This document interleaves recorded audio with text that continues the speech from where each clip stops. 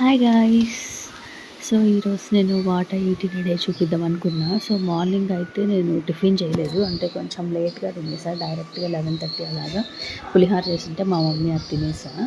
ఇంకా పులిహోర తిన్న తర్వాత ఆఫీస్కి వెళ్ళి ఆఫ్టర్నూన్ 2:30కి అలాగా ఈ fruit bowl and fruit custard తీసుకున్నాము. ఫ్రూట్ కస్టర్డ్ అయితే నాకు చాలా ఇష్టం ఇక్కడ ఆఫీస్లో, అది 70 రూపీస్.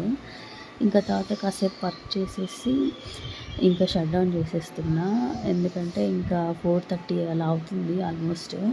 ఇంక 4:30కి అలా స్టార్ట్ అయిపోయా ఇంటికి. ఇంటికి వచ్చేసి మంచిగా ఒక టీ తాగేసా. ఇంకా టీ తాగేస్తే సెట్ అనమాట ఆల్మోస్ట్ ఈవినింగ్ టైంలో. ఇంకా తర్వాత నైట్కి ఎందుకు ఈరోజు బయట తినాలనిపించింది, అందుకని చెప్పి నూడిల్స్ అని గోబీ తెచ్చుకున్నాము మేము ఇంట్లో ముగ్గురము.